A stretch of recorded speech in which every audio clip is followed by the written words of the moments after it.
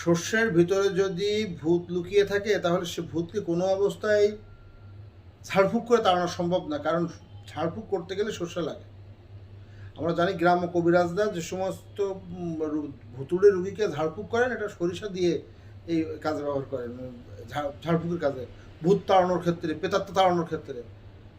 তো এখন বৈষম্য বিরোধী আন্দোলনের বিজয়ের পর যদি বৈষম্য বিরোধী আন্দোলনের যে কারণে বৈষম্য বিরোধী আন্দোলন সেই জায়গায়, সেই আন্দোলনের পরে যদি সেই বৈষম্য থেকে যায়, অন্তর্বর্তীকালীন সরকার হচ্ছে বৈষম্য বিরোধী ছাত্র জনতার আন্দোলনের ফসল।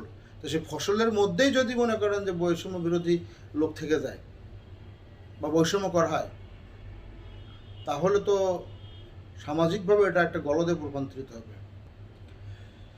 মূল বিষয়টা আমি এভাবে বলতে চাই যে বৈষম্য বিরোধী বিজয়ের পরে বৈষম্য কেন। মূল বিষয় হচ্ছে যে আরিফিন শুভ মুজিব একটি রূপকার বায়োপিকে অভিনয় করার কারণে তিনি একটি পারিশ্রমিক নিয়ে একটি টাকা চুক্তিবদ্ধ হন এবং অন্য কোনো পারিশ্রমিক নেন, 1 টাকা পারিশ্রমিক নিয়ে তিনি সেই বায়োপিকটা করেছিলেন, যার কারণে বায়োপিক মুক্তি পাওয়ার পরে সাবেক প্রধানমন্ত্রী বা তৎকালীন প্রধানমন্ত্রী শেখ হাসিনা এই সিনেমাটি যখন দেখেন বা বায়োপিকটি দেখেন তখন অত্যন্ত খুশি হয়ে যে তার বাবার চরিত্র শেখ মুজিবুর রহমানের চরিত্র অত্যন্ত সুনিবিড়ভাবে সুনিখুঁতভাবে ফুটিয়ে তোলার কারণে শুভর প্রতি প্লিস্ট হয়ে যে কোনো প্রোটোকলে, মানে এটা প্রোটোকল ব্রেক করে হোক, নিয়ম ব্রেক করে হোক, যে কোনো কায়দায় তাকে একটা 10 কাঠা ফ্ল্যাট দেয়। তো প্রশ্ন হচ্ছে যে শুভ অভিনয় করলেন শেখ মুজিবুর রহমানের চরিত্রে, তাকে খুশি একটা শেখ হাসিনা একটা প্লট দিলেন 10 কাঠা। সে প্লটটা আপনারা এই 5ই আগস্টের পরবর্তীতে বাতিল করা হলো। আর অপরদিকে এই একই বায়োপিকে শেখ মুজিবুর রহমানের স্ত্রী ফজিলাতুন্নেসা মুজিবের চরিত্রে অভিনয় করলেন তিশা। আর তিশার অভিনয় করার পরে তিশা তো পারিশ্রমিক নিয়েছেন, তো নিয়েছেনই, তবে পারিশ্রমিক নিয়ে তার পরবর্তীতে কী হলো দেখা যায় তিশা স্বামী মোস্তফা স্যার ফারুকিকে উপদেষ্টা করা হলো এই অন্তর্বর্তীকালীন সরকারের। মজার বিষয় দেখুন তো, একজনকে আপনি তিরস্কার করছেন, তার বিরুদ্ধে তার বিপক্ষে আপনি বৈষম্য উদাহরণ সৃষ্টি করলেন, আর একজনকে আপনি যে বৈষম্য বিরোধী ছাত্র জনতার আন্দোলনের যে ফসল, সেই ফসলের ভিতরে আপনি তাকে যুক্ত করে নিলেন, মানে অন্তর্বর্তীকালীন সরকারের ভিতরে যুক্ত উপদেষ্টা হিসেবে তাকে নিয়োগ দিলেন। বাহ, কি চমৎকার! এই যে প্রহসন, এটা মানুষ এখন বোঝে না, এটা বললে কিন্তু ভুল হবে। মানুষ জানতে চায় যে কেন দিলেন, কিন্তু এটা যে মানুষের সাথে প্রহসন করা হয়েছে এটা মানুষের বুঝতে বাকি নেই। আপনি যদি মনে করে থাকেন যেটা আপনি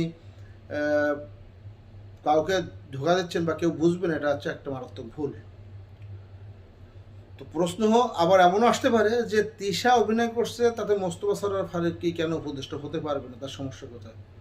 হ্যাঁ, এখানে একটা অপাট্য যুক্তি উপস্থাপন করে আমার সাথে কেউ একমত হন, দ্বিমত হতে পারে, সেটা এখন তো ব্যক্তিগত ব্যাপার। তো তারেক রহমান সাহেবের স্ত্রী ডক্টর জুবাইদুর রহমানের বিরুদ্ধে যে মামলাগুলো করা হলো, তাকে হয়রানি করার জন্য, হেয় প্রতিপন্ন, সামাজিকভাবে হেয় প্রতিপন্ন করার জন্য, এই তাকে ইন্টারপোল দিয়ে নিয়ে আসা হবে, এই করা হবে, ওই করা, কত কিছু কেন করলেন?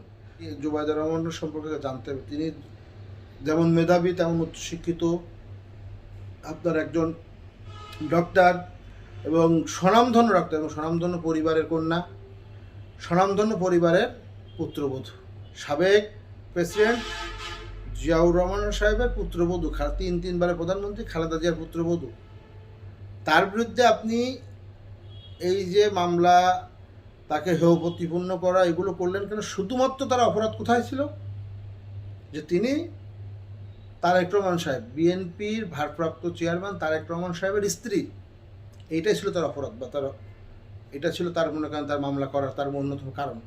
তো এইটা যদি কারণ হতে পারে যে তারেক রহমান সাহেবের কারণে যদি ডক্টর জুবাইদুর রহমানের বিরুদ্ধে আপনি মামলা উপস্থাপন করতে পারেন, মামলা করতে পারেন, একজনের দোষ যদি আপনি আরেকজনের ঘাড়ে চাপিয়ে দিতে পারেন, আপনি বুঝলাম যে মানে ঘটনা তো সব মিথ্যা বানোয়াট মামলা, ভিত্তিহীন মামলা এগুলো হয়েছে, বা এগুলো এখন একটু তারেক রহমানের বিরুদ্ধে মামলা প্রমাণিত করতে পারে নাই, আমি এই প্রসঙ্গে যাচ্ছি না। আমার কথা হচ্ছে ডক্টর জুবাইদুর রহমানের বিরুদ্ধে যে মামলাগুলো করলেন, ডাক্তার জুবাইদুর রহমানের বিরুদ্ধে, এই মামলা হওয়ার মূল কারণ ছিল হচ্ছে শুধুমাত্র তার বিরুদ্ধে মামলা হওয়ার মূল কারণ ছিল যে তিনি তারেক রহমান সাহেবের স্ত্রী। তাই যদি হতে পারে তাহলে আমার কাছে প্রশ্ন, এটা আমার একার প্রশ্ন, এটা অনেকের প্রশ্ন, যে তিশা অভিনয় করলেন, শুভ অভিনয় করলেন, শুভর আরেকজন শুভ চরিত্র ছিল শেখ মুজিবের চরিত্র, আর ফজিলাতুন্নেসা মুজিবের চরিত্র ছিল তিশার। আপনি সেই একই বায়োপিকে দুইজন দুই চরিত্র অভিনয় করে, একজন হয়তো পারিশ্রমিক নেননি, 1 টাকা পারিশ্রমিক নিয়ে ছবিটা করেছেন বা বায়োপিকটা নির্মাণ করেছেন বা বায়োপিকে অভিনয় করেছেন, সেই জন্য তাকে তৎকালীন প্রধানমন্ত্রী যে কোনো ওয়ে ফলো করে হোক, বৈধ অবৈধ যে কোনো সিস্টেমে চ্যানেলে তাকে একটা 10 কাটা প্লট দিল। আপনি কী করলেন? 5 তারিখে পরে এসে এই সরকার গঠন করার পরে কী করলেন? সে প্লট বাতিল করে দিলেন। আর একই চরিত্র, মানে বিপরীত চরিত্র, মানে একই বায়োপিকের অন্যতম একটা চরিত্র অভিনয় করলেন তিশা। তাকে কী করতেছেন আপনি? তার স্বামীকে আপনি উপদেষ্টা, মোস্তফা সরোয়ার ফারুকীকে উপদেষ্টা করতেছেন। মানে শস্যের ভিতরে ভূত আপনি প্রতিস্থাপন করতেছেন। এখন বাংলাদেশের মানুষকে কি মনে হয়? বোকা? বিষয়টা অনেক পুরনো, তারপরে কথা বলতে হলে এখানে কেন? অনেকেই এর মধ্যে রিসেন্টলি প্রশ্ন করছেন। এই প্রশ্নটা চাওয়ার হচ্ছে, এই প্রশ্নটা গ্রামগঞ্জে হাটবাজারে চায়ের দোকানের আলোচনার বিষয়বস্তু এটা। অনেকে আমাদের যারা কথা বলি, তাদের সাথে কথা হয়, তাদের অনেকে বলে এটা নিয়ে মানে তুচ্ছ। এক সময় শেখ হাসিনা সব ডিজিটাল কথাটাও নিয়ে মানে ডিজিটাল এত বেশি ব্যবহার করতে করতে ডিজিটাল বিষয়টা হয়ে গেলে তুচ্ছ। এখন ঠিক তদ্রূপ এই আপনার এই যে মোস্তফা সরোয়ার ফারুকীকে বিশেষ করে ইনক্লুডিং করায় উপদেষ্টা পরিষদে একটা বিশাল, মানে এটা একটা তামাশার সৃষ্টি রূপান্তরিত হয়েছে। কেন তামাশার সৃষ্টি করছেন আপনারা? ছাত্র বৈষম্য, ছাত্র জনতার যে আন্দোলন, এই আন্দোলন জুলাইয়ের আন্দোলন, আগস্টের ফসল, এই ফসলের মধ্যে আপনারা এই যে উপদেষ্টা ফারুকীকে ঢুকালেন, এখন কোন বেসিসে ঢুকেছেন, কোন ক্যাটাগরিতে ঢুকেছেন সেটা একান্ত আপনাদের ব্যাপার।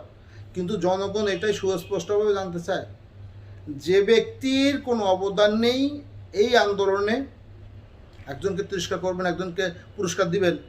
বৈষম্য বিরোধী বিজয়ের পরে, আজকে বৈষম্য বিরোধী বিজয় অর্জনের পরে এই বৈষম্য কেন? এখনও কেন বৈষম্য? একই কাজ দুইজনের ক্ষেত্রে দুই রকম কেন হবে? এটাই মানুষের এখন প্রশ্ন, আমাদের প্রশ্ন। তো এটার সঠিক জবাব আপনারা উপস্থাপন করবেন দেশবাসীর কাছে। দেশবাসীকে বোঝাতে সক্ষম হলে ভালো, না হলে দায়ভার আপনারা গ্রহণ করবেন। তবে এটা এখনই বলতে পারি যেটা এক ধরনের নেক্কারজনক ঘটনা বলে আমি আমার ব্যক্তিগত জায়গা থেকে মনে করি।